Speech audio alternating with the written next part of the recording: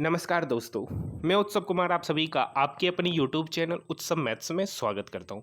आज की वीडियो में मैं आप सभी स्टूडेंट के लिए आरआरबी एनटीपीसी सीबीटी 2 जिसका एग्जामिनेशन 12 जून से 17 जून के बीच में है, लेवल 2, 3, 5 के लिए। तो यहाँ पर वैसे स्टूडेंट जो आरआरबी एनटीपीसी सीबीटी 2 का 12 जून, 13 जून, 14 जून या 15, 16, 17 में कोई भी डेट में आपका एग्जामिनेशन है, तो वहाँ पर आपको एग्ज़ाम में क्या क्या चीज़ लेकर जाना, वो कौन सी ऐसी गलती नहीं करना है ताकि आपको एग्ज़ाम हॉल में जाने से रेस्ट्रिक्ट ना किया जा सके। तो आइए दोस्तों, आज की वीडियो में हम लोग सबसे पहले देखेंगे कि एग्ज़ाम सेंटर में मतलब एग्ज़ाम में आपको क्या क्या चीज़ लेकर जाना है और वहाँ पर जो आप क्वेश्चन को मतलब आप जो पेपर देंगे वहाँ पर आपको अपना पेपर देने में क्या क्या सावधानी बरतनी चाहिए, उन सभी चीज़ों के बारे में हम लोग इस वीडियो में देखने वाले हैं। तो जैसा कि आप देख सकते हैं, आरआरबी एनटीपीसी सीबीटी 2 के लिए स्पेशल निर्देश दिया गया, अनुदेश दिया गया है, जिसमें कहा गया है कि उम्मीदवार के लिए अनुदेश कृपया ध्यान से पढ़ें एवं अनुपालन करें। उम्मीदवारों को केवल ई बुलावा पत्र, मूल फोटो आईडी और फेस मास्क के साथ परीक्षा में शामिल होने की अनुमति दी जाएगी। मतलब कहने का मतलब है कि आपके पास एडमिट कार्ड होना चाहिए, आपके पास एक फ़ोटो होना चाहिए और एक वैलिड आईडी प्रूफ होना चाहिए। फेस मास्क के साथ ही आपको आपके एग्जामिनेशन में बैठने को दिया जाएगा। सबसे पहले वैसे स्टूडेंट जिनका एग्जामिनेशन शिफ्ट 1, शिफ्ट 2 या शिफ्ट 3 है, तो शिफ्ट 1 का जो रिपोर्टिंग टाइम है वो आपका 7:30 बजे है और रिपोर्टिंग क्लोजिंग टाइम 8:30 बजे। अगर वैसे स्टूडेंट कोई जो अपने सेंटर पर 8:31 पर पहुंचेंगे तो उनको एंट्री नहीं मिलेगी, क्योंकि आपका जो फर्स्ट शिफ्ट का जो एंट्री टाइम है 7:30 से 8:30 है, शिफ्ट 2 का जो एंट्री टाइम है 11:15 से 12:15 है और शिफ्ट 3 का जो एंट्री टाइम है वो आपका 3 से 4 के बीच में है। यानी अगर 4:01 भी हो जाता है तो आपको एंट्री नहीं मिलेगा। तो इसलिए आपका जहाँ जहाँ भी सेंटर दिया है, हो सके आपका जो रिपोर्टिंग टाइम है उस रिपोर्टिंग टाइम से आधा 1 घंटा पहले वहाँ पहुँचने की कोशिश ज़रूर कीजिए। आप वहाँ पर आधा घंटा बैठ जाइए, लेकिन समय से पहले ज़रूर पहुँचिए। अगर आप लेट पहुँचते हैं तो आपके लेट पहुँचने 1 मिनट के लेट होने की वजह से आपका सारा मेहनत क्या हो जाएगा, बर्बाद हो जाएगा। इसलिए हो सके तो आप एग्ज़ाम सेंटर पर पहले पहुँचने की कोशिश कीजिए, क्योंकि बहुत बार रीज़न हो जाता है, ट्रैफिक हो जाता है या कोई अदर इंसिडेंट हो जाने की वजह से कभी कभी क्या हो जाता है, किसी स्टूडेंट का एग्जामिनेशन छूट जाता है और जिसका एग्जामिनेशन छूट जाता है उसको पता चलता होगा कि उस पर क्या बीतता होगा, यानी सारा मेहनत क्या हो जाता है, बर्बाद हो जाता है। इसलिए अगर फर्स्ट शिफ्ट में आपका एग्ज़ाम है तो जहाँ भी सेंटर दिया है वहाँ आप 7:30 से 8:30 के बीच में रिपोर्टिंग टाइम है, तो उसी के बीच में पहुँचने की कोशिश कीजिएगा। अब हम लोग बात करेंगे कि आपको एग्जामिनेशन सेंटर में क्या क्या लेकर जाना है। तो यहाँ पर ई बुलावा पत्र में दिए गए रिपोर्टिंग समय से पहले ही, मतलब जो रिपोर्टिंग समय दिया है उससे पहले ही परीक्षा केंद्र में रिपोर्ट करें, ताकि परीक्षा आरंभ होने से पहले ही उम्मीदवार की सारी आवश्यक गतिविधियों जैसे उम्मीदवार का आधार लिंक, बायोमेट्रिक प्रमाणीकरण, बायोमेट्रिक कैप्चर मतलब जो बाएं अंगूठे का निशान लिया जाता है, फोटो, दस्तावेजों का जो संग्रह किया जाता है, अनुदेशों की घोषणा और लॉगिन आदि को पूरा किया जा सके। उम्मीदवार को बायोमेट्रिक प्रमाणीकरण के लिए आधार कार्ड लाना अनिवार्य है।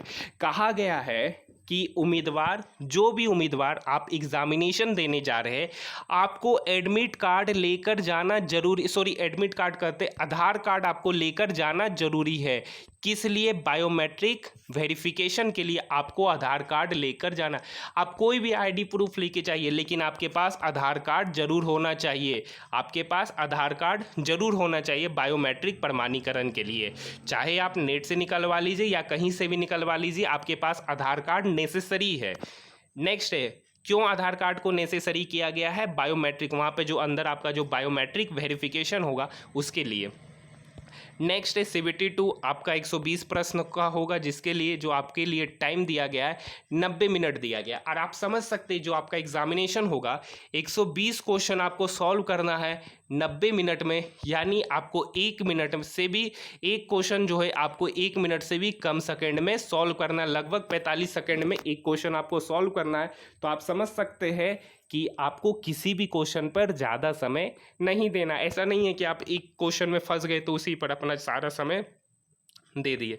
नेक्स्ट पॉइंट क्या कहा गया है, ई बुलावा पत्र में दर्शाए गए तिथि और शिफ्ट के लिए निर्धारित समय पर गेट बंद होने के बाद किसी भी उम्मीदवार को परीक्षा केंद्र में प्रवेश की अनुमति नहीं दी जाएगी। यानी जो यहाँ पर रिपोर्टिंग क्लोज टाइम मतलब गेट बंद होने का जो समय दे रखा है फर्स्ट शिफ्ट, सेकेंड शिफ्ट और थर्ड शिफ्ट का, इसके बाद किसी को भी एग्जामिनेशन में एंट्री नहीं दी जाएगी, वही कहा गया है। नेक्स्ट है, परीक्षा के समय सत्यापन के लिए ई बुलावा पत्र प्रस्तुत किया जाना आवश्यक है। कम से कम एक मूल वे एवं वैध फोटो पहचान पत्र। कह रहा है कि कम से कम एक फोटो, एक से ज़्यादा आप फोटो ले जाइए, 2-3 फोटो ले जाइए कम से कम, और आपके पास एक वैलिड आइडेंटिटी कार्ड होना चाहिए। फोटोकॉपी, स्कैन या एक्सपायर्ड दस्तावेज नहीं होना चाहिए। मतलब जो भी आप वैलिड आईडी प्रूफ ले जा रहे हैं वो किसी का फोटोकॉपी या स्कैन या एक्सपायरी दस्तावेज नहीं होना चाहिए। आप क्या क्या ले जा सकते हैं, वोटर कार्ड ले जा सकते, आधार कार्ड ले जा सकते, ई आधार की मुद्रित प्रतिलिपि, driving licence, pan card, e PAN card का प्रिंट आउट, पासपोर्ट। यदि उम्मीदवार एक सरकारी कर्मचारी है तो नियोक्ता द्वारा जारी पहचान पत्र, स्कूल कॉलेज यूनिवर्सिटी द्वारा जारी पहचान पत्र, एसएससी, एसएसएलसी, HSC मार्कशीट जिसमें फ़ोटो लगा हो प्रस्तुत किया जाना आवश्यक है। इनके नहीं होने पर उम्मीदवार को परीक्षा में बैठने की अनुमति नहीं होगी। मतलब यहाँ पर जो आपको वैलिड आइडेंटिटी कार्ड के बारे में बताया गया उनमें से आप कोई भी ले जा सकते हैं, लेकिन इसके साथ आपको जैसे ऊपर में बताया गया है आपको एक वैलिड मतलब आपको आधार कार्ड लेकर जरूर जाना है। आप इसमें से कोई भी ले सकते हैं और आधार कार्ड भी लेकर जा सकते हैं और फ़ोटो आप कम से कम रख सकते हैं। तो परीक्षा में उपस्थित होने के लिए अल्टरनेट फोटो आईडी प्रमाण पत्र प्रस्तुत करना होगा। पहचान पत्र की फोटोकॉपी स्वीकार नहीं की जाएगी। मतलब जो भी आप वैलिड आइडेंटिटी कार्ड ले जा रहे हैं उसका फोटोकॉपी वैलिड नहीं होगा। नेक्स्ट, या ई बुलावा पत्र केवल उसमें दिए गए परीक्षा की तारीख, निर्दिष्ट शिफ्ट और समय के लिए ही वैध है। प्रतिबंधित आइटम, यहाँ पर अब आप सभी को पता है कि आपको किसी भी तरीके का इलेक्ट्रॉनिक गैजेट, चूड़ी, बेल्ट, ब्रेसलेट, किताब, कागज़, कॉपी, कलम, पेंसिल, ये सब आपको सेंटर पर ले जाने की इजाज़त नहीं है।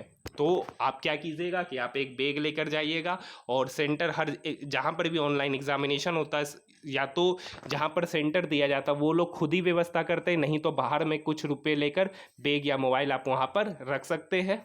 नेक्स्ट है, उम्मीदवार आवेदन भरने के समय चुने गए भाषा और अंग्रेजी भाषा में प्रश्न पत्र देख सकते हैं। यदि अंग्रेजी भाषा को चुना गया है तो प्रश्न पत्र केवल अंग्रेजी में देखा जा सकता है।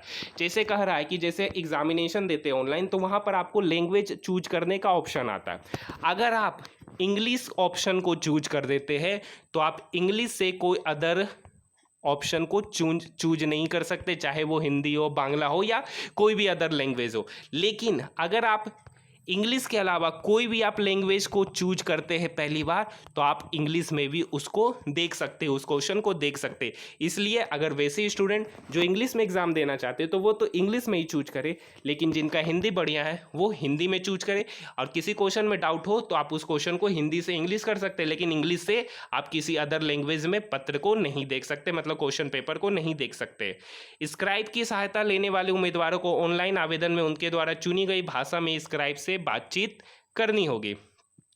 गलत उत्तर के लिए नेगेटिव मार्किंग होगा और प्रत्येक गलत के लिए 1/3 अंक काट दिए जाएगी।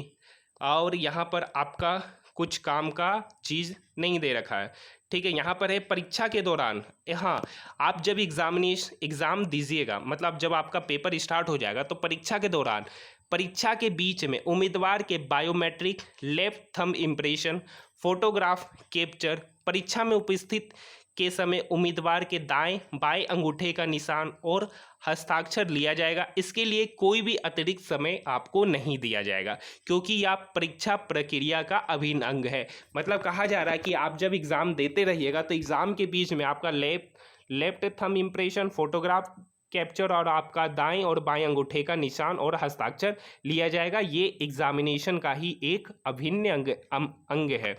नेक्स्ट है, और यहाँ पर हाँ, और आपको क्या कहा गया है, स्क्राइब के साथ उम्मीदवार के साथ ही स्क्राइब को एक रंगीन पासपोर्ट आकार का फोटो इतना बाय इतना ई कॉल लेटर में आरआरबी पोर्शन पर उपलब्ध कराए गए स्थान पर चिपकाना होगा। मतलब जो आपका एडमिट कार्ड दिया गया वहाँ पर एक फ़ोटो का कैप्चर बना हुआ, वहाँ पर आपको फ़ोटो चिपकाना। उम्मीदवार को फ़ोटो वही होना चाहिए जो ऑनलाइन आवेदन के समय अपलोड किया गया था। मतलब यहाँ पर कहा गया है, मेंशन किया गया है कि आप वही फ़ोटो लेकर जाइए जो आपने फॉर्म भरने के टाइम पर सबमिट किए था। अगर क्योंकि देखिए बहुत लंबा समय के बाद एग्जामिनेशन हो रहा है तो हो सकता है आपके पास फ़ोटो ना हो, तो आप कोशिश कीजिए, सबसे पहले प्रायोरिटी रखिए कि जो आप फ़ोटो अपलोड किए थे आप वही फ़ोटो लेके जाइए।